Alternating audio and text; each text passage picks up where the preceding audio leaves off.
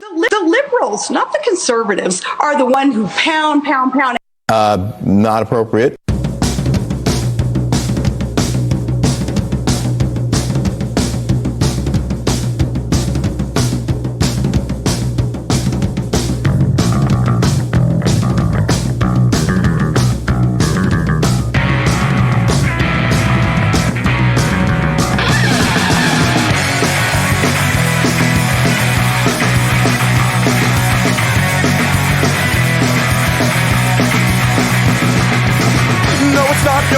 Didn't make it to the vault in a pool of blood from the police assault. No revolution, instead your body beaten blue and red in a bright white light on the horizon instead. Then the napalm drops and the flames won't stop. Dead teachers dead, preachers dead, soldiers dead, cops. The napalm drops and the flames won't stop. Dead teachers dead, preachers dead, soldiers dead, cops. What you gonna do when no one comes for you? You better make a plan for the wasteland. So what's your plan for the wasteland?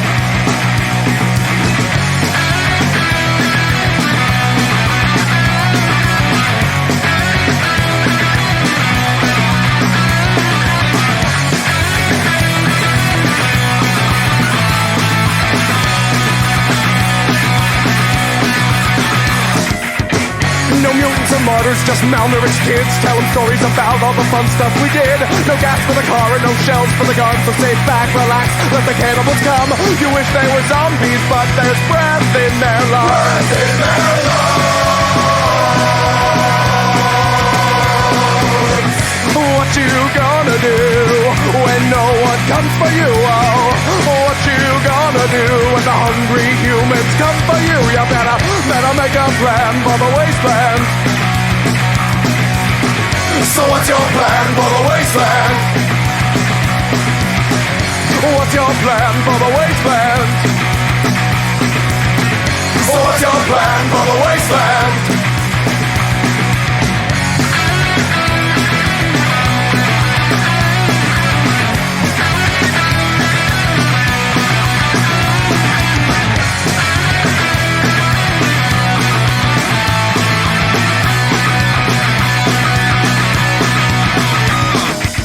Would you rather be starving? I would rather be gone. I would rather be dust when the bombs come along. So I fight with the dying when you can rest and be dead. We all need survival like a hole in the head. Pray you're safe and you're sound, asleep in the ground.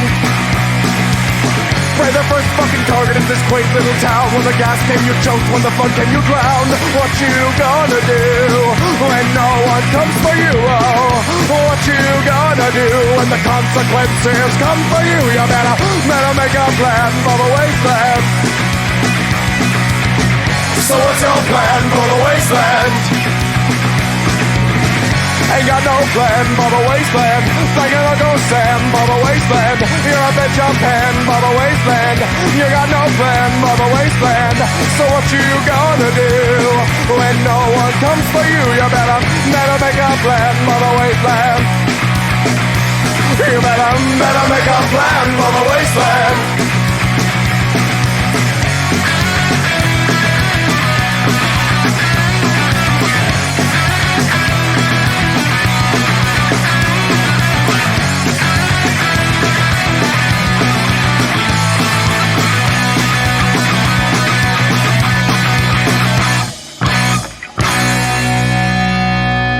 Hey everybody, welcome to the Plex. We do this show live every Sunday at 7 p.m. Pacific. That's on Twitch, right here on Twitch, twitch.tv/EchoPlex Media. I got a jam-packed docket for you tonight. I have the Upfront hour will be public comment and some stuff on the trans panic. A little content warning. I wouldn't be mad at anybody at all if you decided not to stick around for the first hour. Because, it's depressing, but, it was in the news this week. But the podcast hour, we got Brian Kilmeade seems stunned that trains derail. We got Charlie Kirk talking shit on Pete Buttigieg's marriage for some fucking reason. We got George Santos, a triple shot of George Santos telling the same lies and then saying they weren't lies and then getting mad at somebody for saying they are lies. We got Jesse Waters being Jesse Waters. Man, do you remember how everybody was bragging about like, oh, all you New York and California people are leaving? Well, they're starting to figure out that when New York and California people leave, they still vote. And then there's a segment similar segment to that with Hannity and Marjorie the Gathering. Then we got Tulsi Gabbard. Why?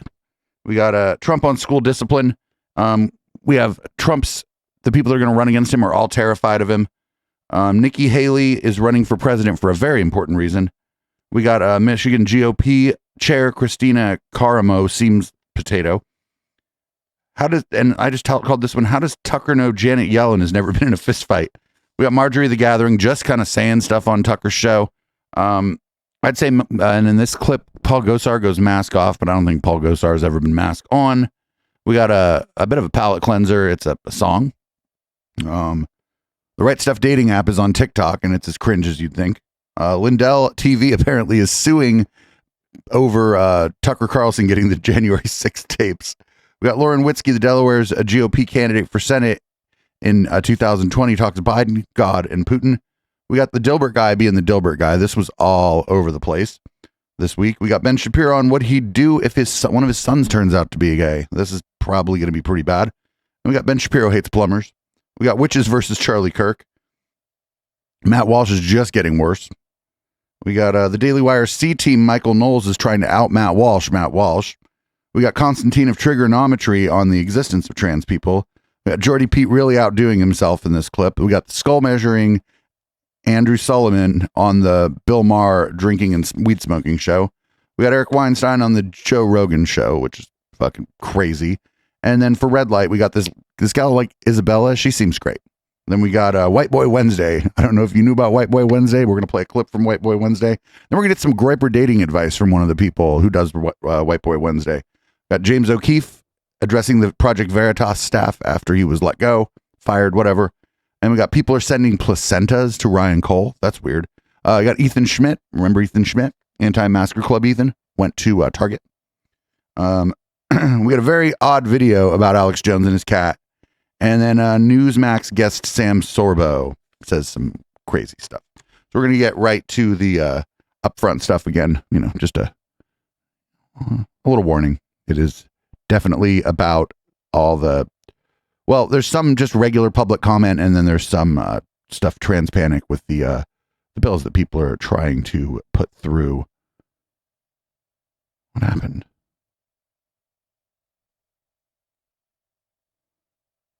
That's weird. There it goes. Okay. Discord, or not the Discord, the latest OBS update is weird. Anyway, this is first. This is the Minnesota House Minority Leader. His name is Mark Johnson. He's going to make a pretty strong case for the thing he thinks he's not making a pretty strong, the thing he thinks he's against here, or debunking or refuting, if you could imagine that. Sometimes these people are just, they like try to say something and then they end up telling you the exact opposite of what they think they're saying. Look, folks, we brought forth good faith amendments throughout the night. There are holes in this bill. We're not calling groups any names. What we're saying is we need to protect Minnesotans. It doesn't matter what your race, your color, your creed, Norwegian, Polak, Somalian, you name it. Look, folks, we have concerns about this, and yet when we bring those concerns up on this floor, tonight we were called white national racists. I mean, you just used a slur I haven't heard fucking since the last time I watched the fucking Wire. Like, it's not a super, it's not the N-word or anything, but you don't go up there and use a slur for Polish people and go, people are saying that we're bigoted. I don't know where they're getting that idea from. And that's so weird, right? Such a weird grouping. Such a strange thing to say. So we got Alaska State Senator David Eastman is going to talk about children and child abuse and I guess budgetary concerns. In the case where child abuse is fatal, obviously it's not good for the child, but it's actually a benefit to society because there aren't needed for government services and whatnot over the whole course of that child's life. Through the chair, can you say that again? Did you say a benefit for society? Talking dollars. Now you've got a $1.5 million price tag here for victims of fatal child abuse. It gets argued periodically that it's actually a cost savings because that child is not going to need any of those government services that they might otherwise. Holy shit. The fucking balls. The balls to just say this. Just like fucking casually. Oh, I didn't even bring up the video. The video is not that great though. It's not like you're missing anything here. Need based on growing up in this type of environment. Through the chair, Representative, I guess that would be the idea, if I can use a really bad analogy, when you hit somebody, always back up because it's cheaper to insurance. I don't pertain to that, and I'm really, I'm not even sure how to answer that there's a cost saving to the death of a child. The impact that has on a family and us as a society when a child is lost, especially to child abuse and neglect, is unmeasurable. And it's hugely tragic. And follow up. And the way that you're calculating this 1.5 million, and when I say you, I mean the people who did calculate it, does that 1.5 million get higher or lower depending upon the age at which the child is killed? Whoa, dude. So again, there's multiple factors, and a number can definitely increase. But again, I don't believe it's going to matter if they're older or younger. Again, a loss of a child is really unmeasurable. Like that. That's the biggest piece of shit that we're going to fucking... It's going to be really hard. I have Matt Walsh clips. I have other Daily Wire clips. I have other clips. But that's going to be hard. We're coming in hot this week. My God. What a massive piece of shit that guy is. Just, like, not just thinking that, but, like, saying it on the record, like, in your job as a representative. Like, what a horrible person. Now we're going to go overseas. It was more kind of public comment thing. This is a public comment that someone made in a church, I believe the UK, because they do seem to have a British accent. I think they probably read in themselves a bit too much of Douglas Murray, if I had to take a guess here. Here's a guy in a church talking about immigration in the UK. It's very telling that a lot of the conversation tonight seems to be around the hotel. But let's not beat around the bush, okay? Everybody, I think, can agree with me that the biggest concern is everybody's welfare and safety. Now, don't take us for fools when you say that these people are refugees. We know they are illegal migrants. If these people were refugees, what are they fleeing from? It's very telling that we're never told what they are fleeing from. What wars are they fleeing from? What countries are they coming from? What are they fleeing? What persecution? We don't know. So we know that they're by definition illegal immigrants, which technically makes them criminals, and they should be treated as such. They shouldn't be put up in 5-star hotels. They should be in cells, and they should be told they are not leaving until they pay for their ticket back. So my question to you is not... Wait, do you want them to leave or not? I thought he wants them to... You can't leave, actually. You have to pay for your ticket home, but also you can't get a job here. What the fuck? Like, this is bigoted, but it also, like, it just doesn't even make sense. Where are you going to shift them to in a year's time? How are you going to remove them from the country? And don't give me an excuse that, oh, there's the UN refugee document that we signed, or there's the European Court of Human Rights. We voted for Brexit. This is supposed to be a sovereign country. You could easily withdraw from any of those agreements, but you don't. Your party has failed time and time again. In 2010, David Cameron said he was going to get immigration down. How did that work out? We've got higher levels than Tony Blair, and it was his intention to flood this country with migrants on purpose. These people, not all of them, but some of them are going to go on to commit egregious crimes, rape, theft, murder, and there was a reason why the other day there was that ruckus in Kirkby, and we all know why it was, because a migrant was harassing a young girl. That is going to happen in Dunstable. It's going to happen in every single part of the country. You need to stop this now, or you're going to have a serious problem on your hands. Thank you. Ask your question. What a piece of shit. What an absolute piece of shit. move straight to the next question, please, sir. Oh, they were supposed to be taking questions. That wasn't a question. I don't know what that was. Diatribe. Anyway, now we're going to move on to some fucking legislative stuff going on around the queer panic, unfortunately. This one is about a book about a gay penguin. Mr. Chairman, I move. What the hell's going on with Twitter? Mr. Chairman, I move that the board support the committee's recommendation on Antango Makes 3 to remain in the elementary school libraries. Second. Moved and seconded. Any other discussion? Yeah, I'll go ahead and start out because when I first saw we were getting a penguin book, I didn't really think much about it. And then I researched it a little bit. It is actually, and this is the American Library Association. It has been challenged and banned countless times. Heck, the American Library reported it was the most frequently challenged book and the second most frequently challenged. And it says it's the fourth most banned book in there. So I started wondering why. So I went to the authors and started watching their interviews. And it is targeting K-5 students, okay? Just like some of your speakers came up here and were saying almost the same thing.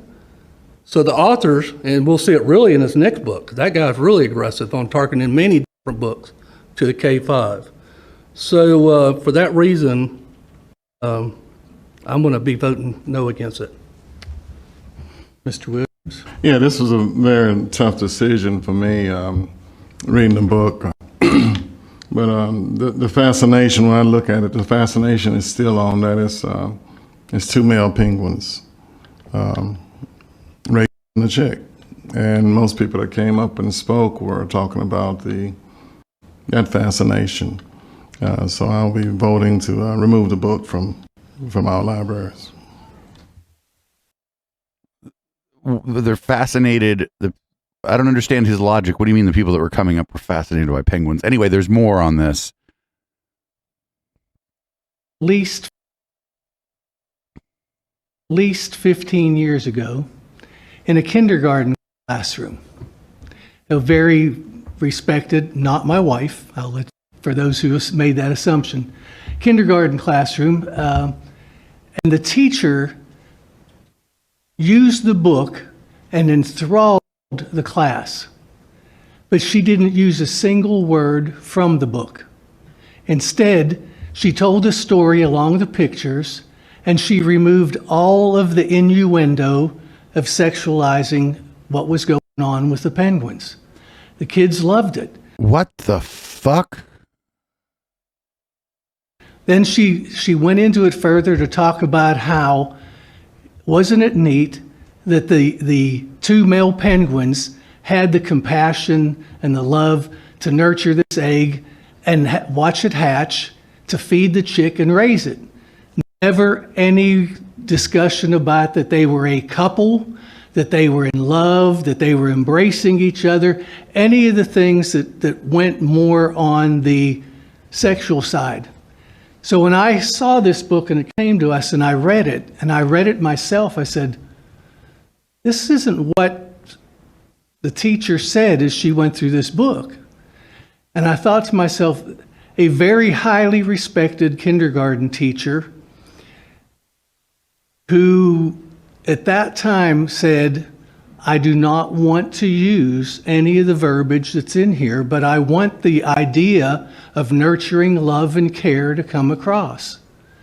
And so it gives me pause to say, do we just give it to a child to read without an adult there to interpret, to give support, to give understanding? So I also am going to vote to remove it at this time. It's an old book about gay penguins. It's a cute book too. I know what book they're talking about. It is a cute book. There's nothing like, there's nothing.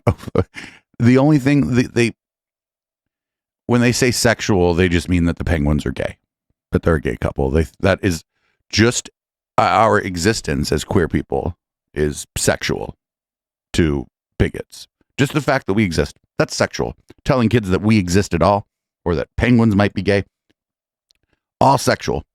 Fucking pervert shit.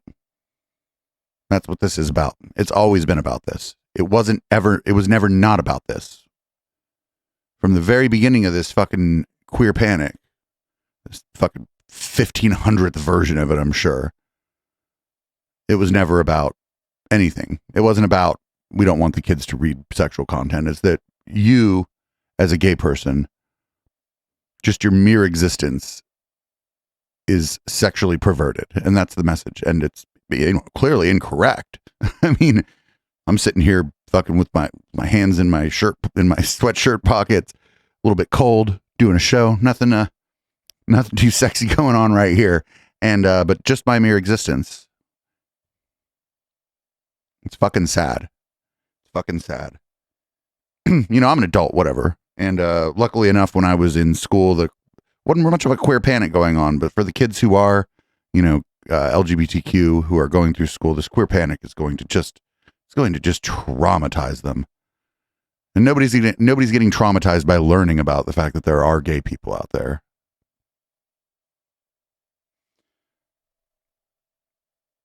So there are good people in Florida.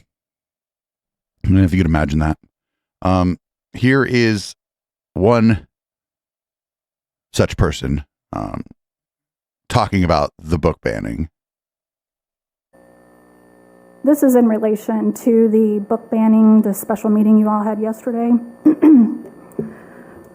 Article 11 of the 1797 Treaty of Tripoli states that as the government of the United States of America is not in any sense founded on the Christian religion. Our founding fathers made it very clear. We are not founded on Judeo-Christian values. We are a secular nation. Let me give you a history lesson, since it's important that most people in here do not know history. In 1954, the Brown versus Board of Education decision made segregation illegal. This caused many white parents to pull their children out of public schools and thus led to the boom of private schools. In 1971, Green versus Connolly removed the exemption status for private religious institutions. Under the provision of Title VI of the Civil Rights Act, discriminatory schools were not charitable education organizations, and therefore they had no claims to tax-exempt status. This action upset many influential evangelical leaders, including Jerry Falwell, who owned a religious school. In 1970, Bob Jones University, a fundamentalist college in Greenville, South Carolina, received a letter from the IRS to ascertain whether it discriminated on the basis of race. The school responded that they did not accept African American students. In 1976, the IRS rescinded the school's tax exemption. According to Paul Weyrich, a conservative activist and architect of the religious right, Bob Jones University was the final straw. Weyrich would later go on to help establish the Heritage Foundation and the Federalist Society. Both have been extremely influential in the political and legislative arenas in the past 4 decades.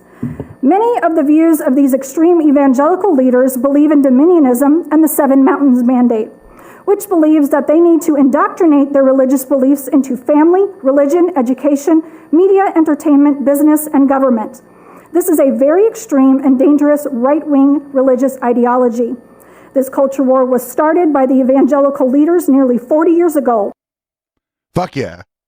She brought the receipts. She knows what's up. It is, everything she said there is correct. It would have been nice to hear the whole thing, but, you know, unless you give Apartheid Clyde money, they don't let you do more than 2 minutes and 20 seconds of video on Twitter. So up next, we got Montana State Representative Zoe Zephyr giving a great speech at talking about a law that's probably going to pass, unfortunately, in Montana, targeting drag queens and queer people more broadly. Thank you, Mr. Chair. I am getting very tired of standing up on bills that are directly impacting my community. Obviously, I'm a strong no vote on this. The bill purports to be about drag, and let me start by saying what drag is. Drag is art. Drag is beautiful. Drag is important to my community. My community and the rest of the LGBTQ community.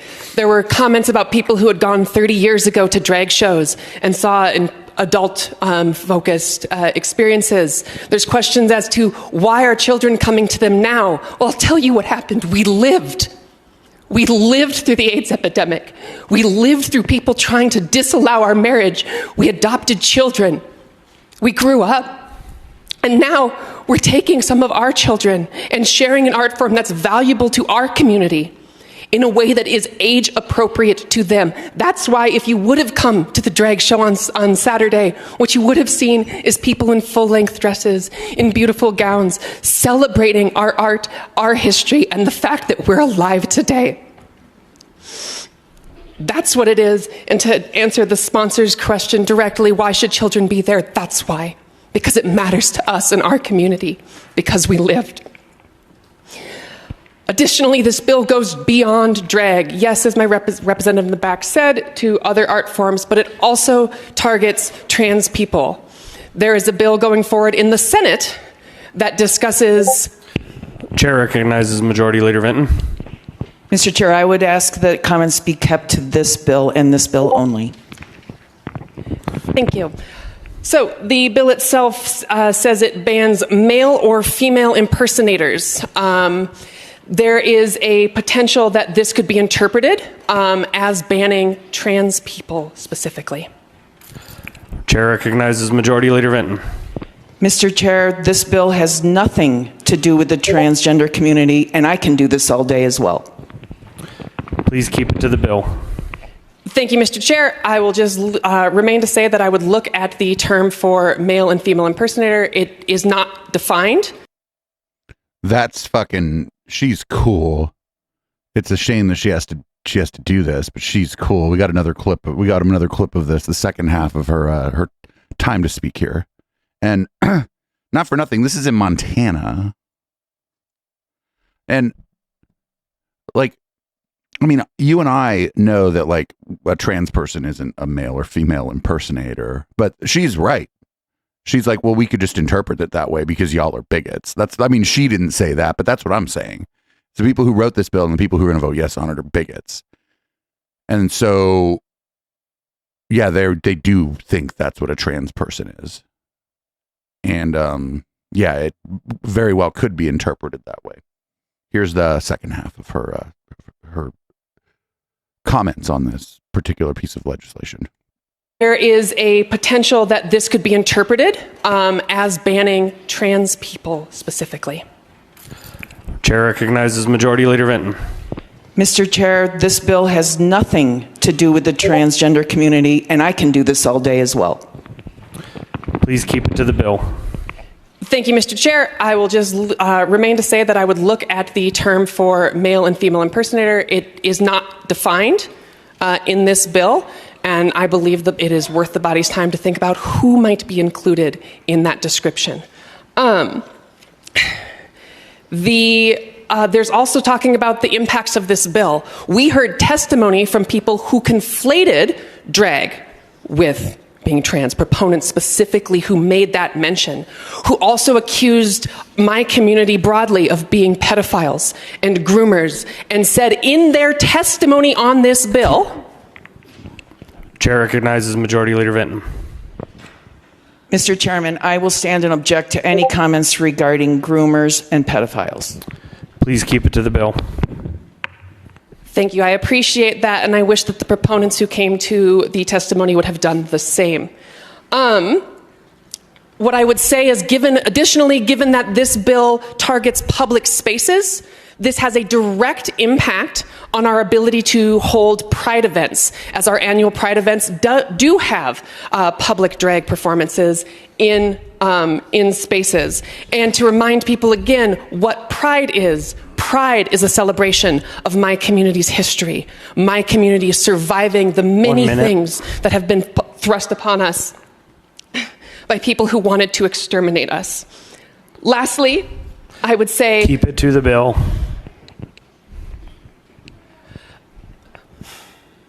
Lastly, I would say when we think of impacts, I clearly am impacted by this and hurt strongly. I also worry for the rest of my community who has to see bills like this brought forward.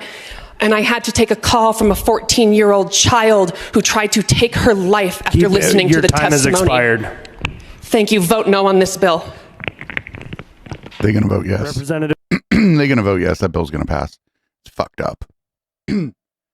That's just fucked up. That's all. It's just fucked up.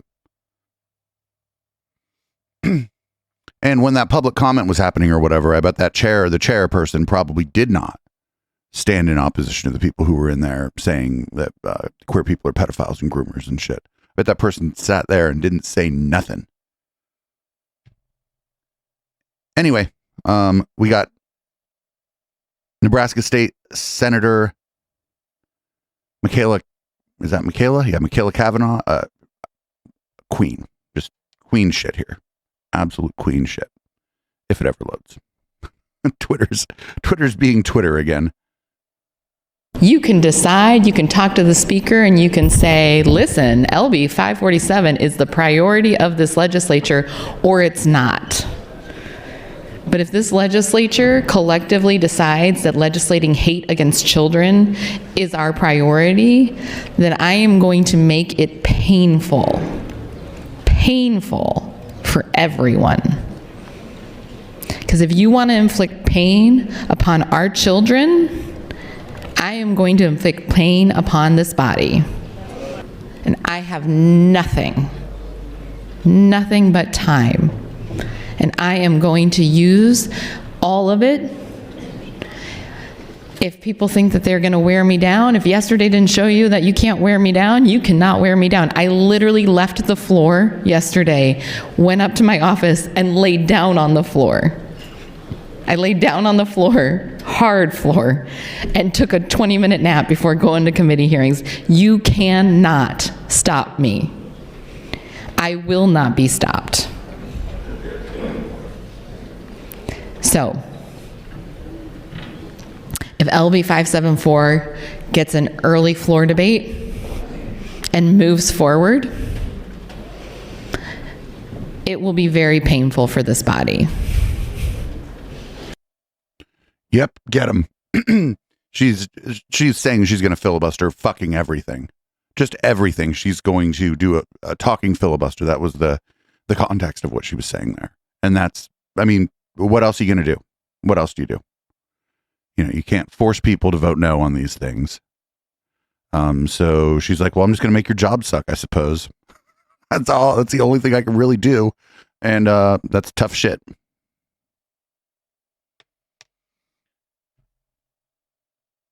So we got also in the Nebraska State Senate, we got someone named Jen Day is going to go after the Epoch Times or the Epoch Times or whatever it is in her talk about another one of these like anti-queer pieces of legislation that is going to go through probably.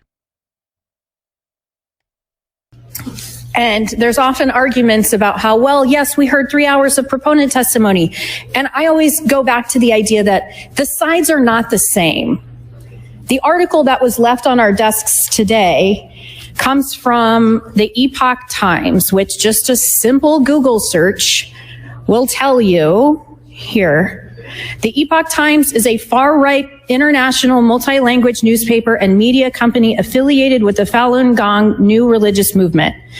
The newspaper, based in New York City, is part of the Epoch Media Group, which also operates New Tang Dynasty Television. This is not non-biased, non-partisan information. Further in the article, they discuss how, let's see here, the Association of American Physicians and Surgeons essentially made a statement about being anti-gender affirming care. Another simple Google search will tell you, thank you, Mr. President, the Association of American Physicians and Surgeons is a politically conservative nonprofit association that promotes conspiracy theories and medical misinformation, such as HIV/AIDS denialism, the abortion breast cancer hypothesis, and vaccine and autism connections. The sides are not the same. The arguments are not based in reality. Who do you believe? Who do you make policy decisions on based on when you represent people with different belief systems? Because we all do. We have to rely on reality to make these decisions. And when your colleagues refuse to negotiate with you and their decisions are being based in absolutely far-right partisan talking points, it's difficult for the rest of us to just jump on board and let it happen. Thank you, Mr. President. Yeah, that they don't care. They don't. I don't think the people pushing this care. They're using these articles to like basically push to give them like to say why they're going to do something they were going to do anyway. They're not like, oh, I read this article and now I hold this position. No. I held this position, and then I went and looked for official sounding organizations, be they, Falun Gong's fucking paper or something that sounds like it might be like a reputable group of physicians. It almost even sounds like it's a government body, or that it represents like the medical profession at large. And and they just put that stuff out there. Yeah, I mean, we all do that to some extent, but you shouldn't be doing that when you're legislating. My God. Anyway, we're gonna go down to Florida. Here's a guy who is he's all up in his feelings about a book that has a trans black youth in it. I have actually read excerpts from this book, and the thing that you have to remember is that this is reaching ninth graders. These are people that are still deciding and discovering their own sexuality. And sexuality enters at a different stage of everybody's life. Now, it's not only entering. I'm for a fact that if you are homosexual, you know when you're 3 years old. The idea that it comes on to you later in life is not a surprise. The thing that we have to remember is are the options 3 years old or just later? I mean, sure. You're either going to know at 3 or you're going to know later. Like what that does, again, some of the time, like this, like what he's saying, it doesn't even track. Like what he's saying, it doesn't even make sense. As parents, it is us that have to decide what is going to be brought before our children, and not just let experimentation of whatever information is out there be presented to them. This is where I'm pleading for the parents to have the privilege of take them out to a bookstore, take them out and help them read. Until they're 16 years old, they're not going to drive to a library. So you're reaching a set of students that are still impressionable, young, and nobody goes to the library anymore. You want to get them aroused, which this book does. And let me tell you, it is very graphic. I did read it. It's just very sad. All I want to say is, from a parent's perspective, let the parent decide. We don't want to get stuck in the minutia of gender this, gender that. If it's not male and if it's not female, then it's not. That's all I have to say. Thank you, Mr. Bowe. But what the fuck did you mean? If it's not male and it's not female, then it's not like, well, I don't know. What the fuck does that mean?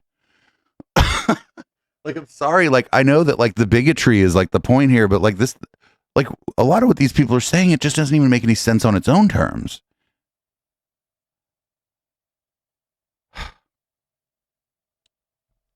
At what appears to be the same meeting, we have another absolute massive piece of shit. Do the same meeting or a meeting at the same place, maybe at a different time. Probably the same meeting, though, because they seem to be discussing the same matter, although this is pretty much the only matter that's being discussed at a fucking school board anyway.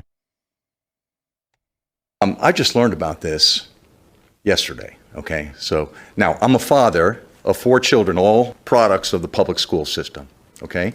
3 have graduated. I have 1 still at Booker T. Washington High School, okay? And what we're seeing here in this room is a significant clash of worldviews.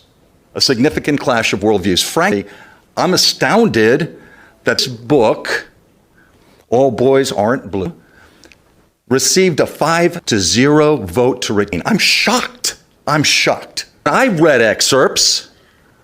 I felt unclean. I felt defiled. And by a book? Wouldn't have been able to... This guy was defiled by a children's book. Like, come on, dude. Read it in mixed company and with minors here. I couldn't have done it. And I was hoping it wouldn't come. So you took that away. You took that away. I don't want my daughter at Washington High to be exposed to things that she ought not be exposed to. And you can't control it. Once you put it in the library, you have no control about who takes it out, who shares it with whom, and what the effect is going to be. So, but that's the thing about a book, dude. Like, that's the thing about media in general. Like, these people all like got their brains cooked on Facebook, and they're now like, they're like, oh, well, fucking, we don't want people being exposed to blah, blah, blah, blah, blah. And it's like, dude, you're a full grown ass man, and you can't even read a children's book without freaking out because of what you're reading in a Facebook group. I'm going to tell you how I really thought this. And you're looking at a guy who served for 32 years in the United States Navy, flew airplanes for the Navy. Stuff well, like you should be able to read a children's book. This is activism. It's depraved activism. It's targeting our children. It's targeting our children. I don't like it. I don't like bullies that try to.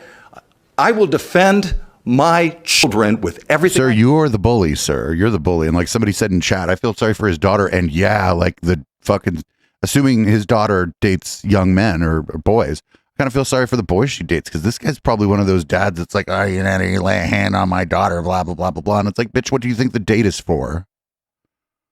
I have, and there's a lot of people in the room that feel the same way. And it's not like when children are little and you worry about them stepping into the street. It's different danger, or putting a fork in an electrical outlet. When they're older, the dangers are different. And there's some things they just don't need to be exposed to. This book has no redeeming value. Like I said, I was prepared to read, but it ought not be in a public school system. And I'm going to say this in closing. We're all going to stand before God one day and hear it, because out of the mouth of 2 or 3 witnesses, a person will be condemned. Your time, this sir. should not stand. It needs to be removed. Sir, that's your time. Thank you. So they didn't remove the Not All Boys Are Blue book, but the fucking just that they're just talking about, they're having a whole school board meetings about what books to take out of the school library that have just been in the school library. Like, there are books that are probably inappropriate for children, like them fucking novels with like Fabio or whatever on the fucking cover. You probably shouldn't have your kids reading those, right? But books that endeavor to explain adult matters to children in an age-appropriate way are very difficult to write well, probably difficult to get published. And the people who do write those books are good writers, and they're good people. They're trying to do a good thing. These people are just freaked the fuck out by it. I don't know why. I don't know. I mean, I know where this came from. Like, we know where this came from. This trans panic we've watched on this channel as it went from CRT. Remember when they were doing this about CRT, and that fucking boat just didn't sail?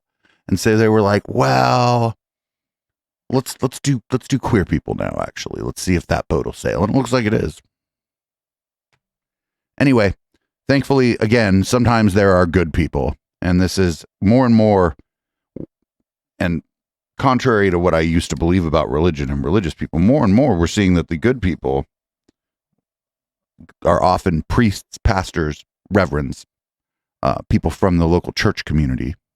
And this is no exception here. This is Reverend Dr. Rick Branch, who you would maybe judge a book by its cover in an incorrect way if you were going to just kind of take a look at this guy and know what the subject matter is. I'm Reverend Dr. Rick Branch from United Methodist Church, and I want to start by reading portions of the author's note at the beginning of the book. In writing this, I wanted to be as authentic and truthful about my experience as possible. I wanted my story to be told in totality, the good, the bad, and things I was always too afraid to talk about publicly. That meant going places and discussing some subjects that are often kept away from teens for fear of them being, quote, too heavy. But the truth of the matter is, these things happened to me when I was a child, teenager, and young adult. And so, as heavy as these subjects may be, it is necessary that they are not only told, but also read by teens who may have to navigate many of these same experiences in their own lives. This book will touch on sexual assault, loss of virginity, homophobia, racism, and anti-blackness. These discussions at times may be a bit graphic, but nonetheless they are experiences many reading this book will encounter or have already encountered. And I want those readers to be seen and heard in these pages. Please know that this book was crafted with care and love, but most importantly, to give a voice to so many from marginalized communities whose experiences have not yet been captured between the pages of a book. I hope this book will make you laugh at moments. I hope this book will make you cry at moments. I hope this book will open you up to understanding the people you may have never spoken to because of their differences from you. We are not as different as you think, and all of our stories matter and deserve to be celebrated and told. In the complaint, the question is asked, what are the strengths of this educational media? And the answer was none.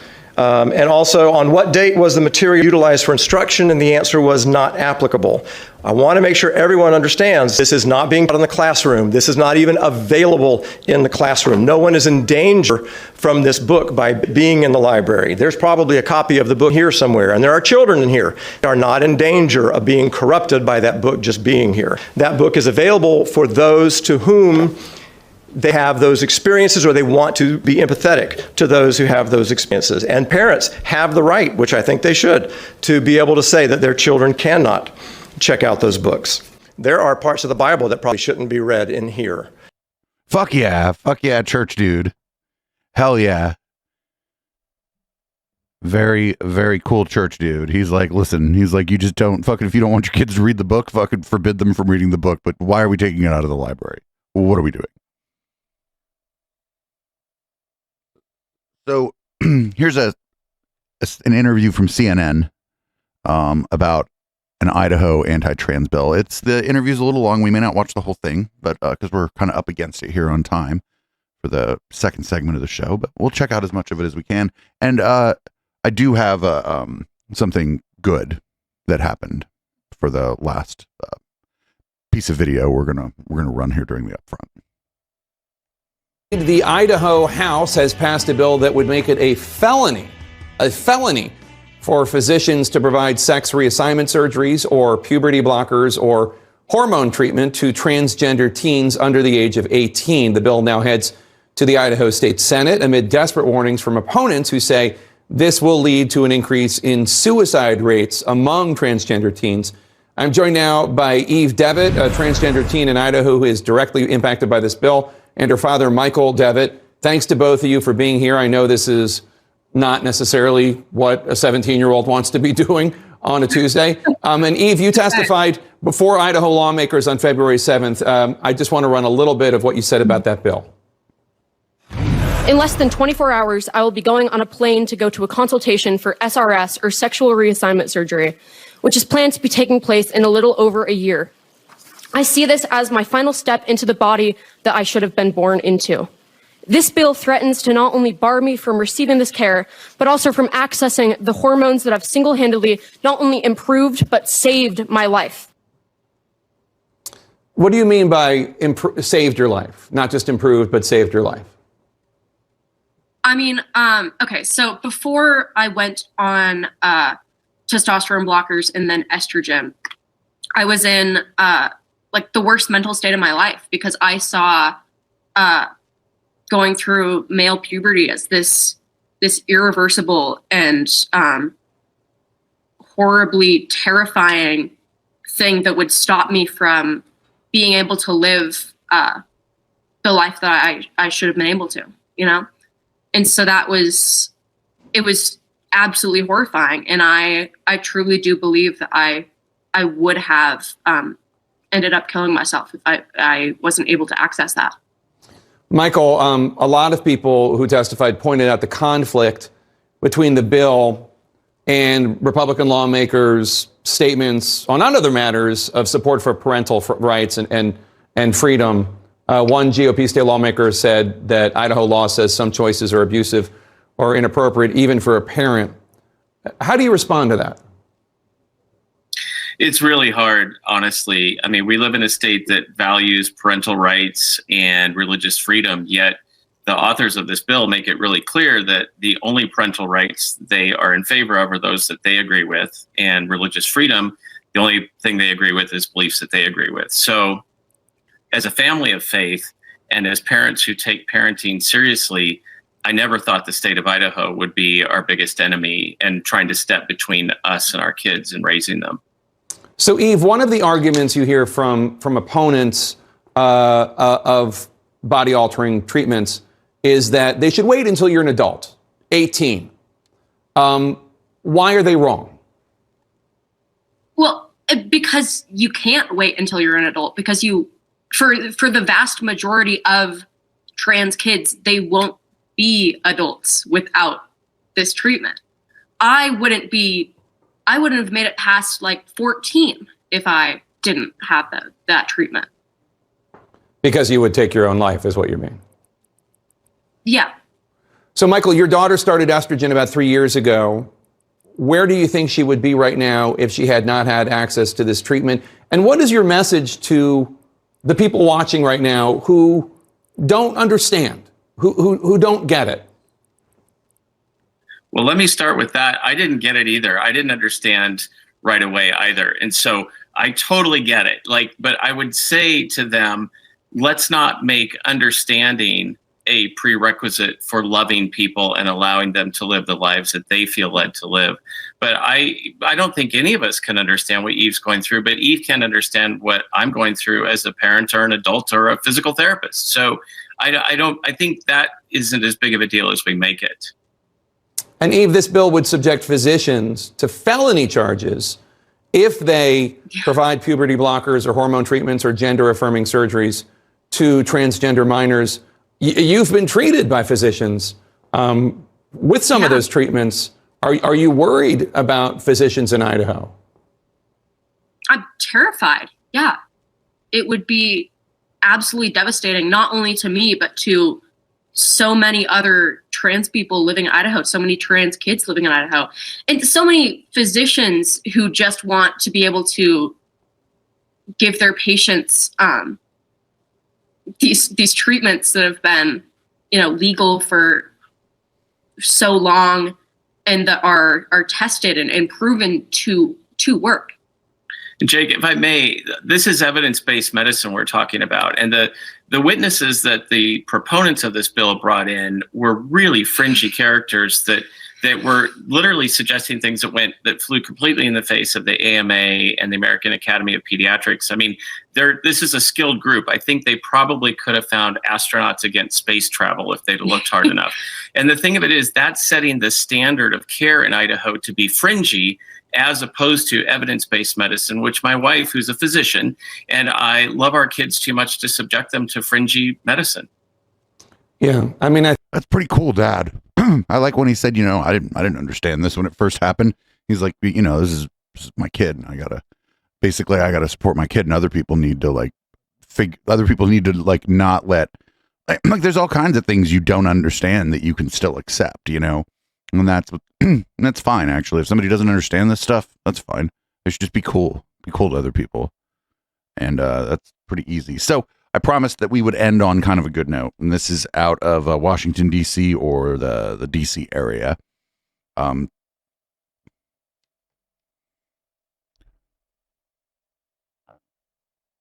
People showed up to support a drag queen story hour.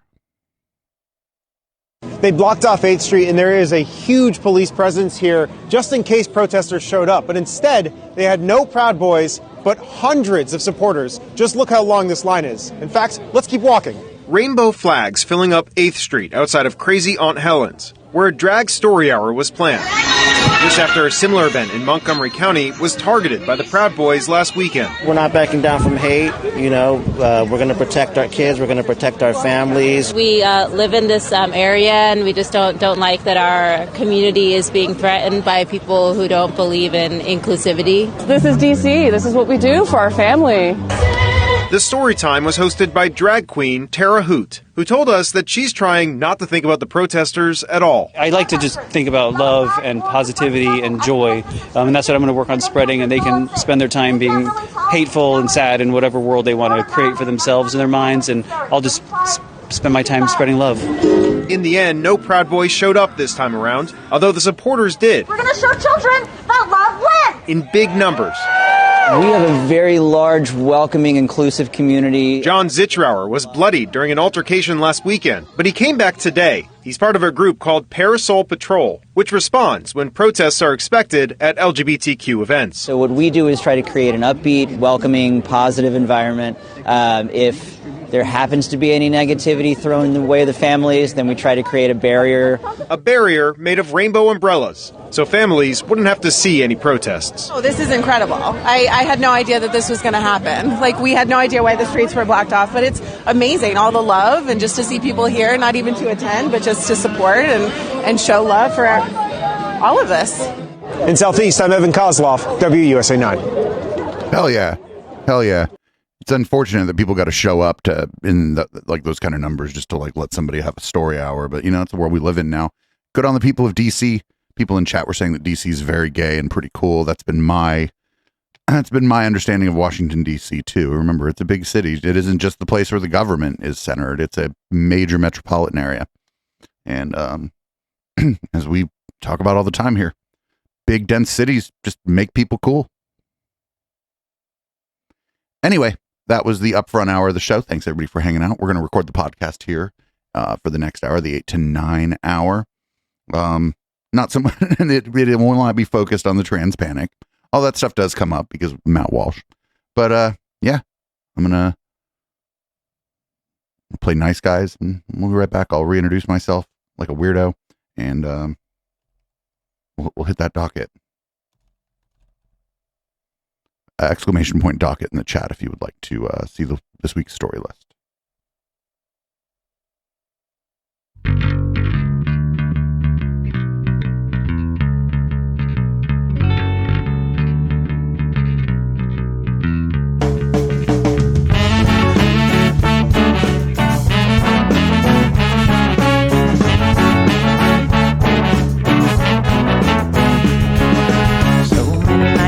In this world, accessible of kindness and ethical blindness. So please excuse my sarcastic tone. I'm a bit underwhelmed by the sample shown.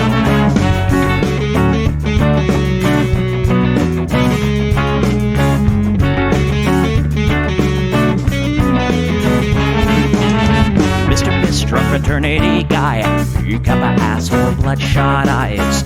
Get drunk and fight every night. Idolize Bradley, belittle women's rights.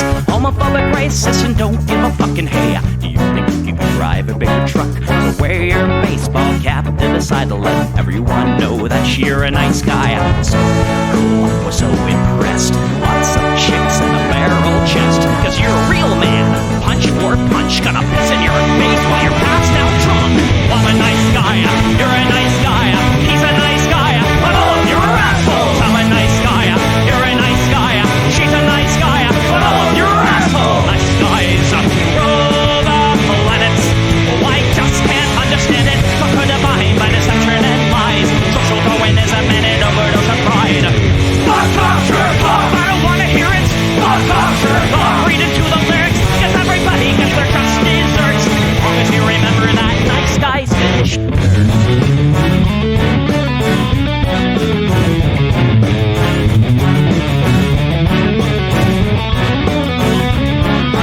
Mr. Whitebeard, you're next on the list. Such a nice guy who speaks through his fists. Prick with the pension for messing with heads. A broken nose for dinner and breakfast in bed. Alcoholic, paranoid, and suicidal too. But you'll probably kill her before she gets away from you. She's losing her blood and crying. All your friends say that you're a nice guy. Have a drink, this one's on me. Look, you're doing fine, losing to your disease.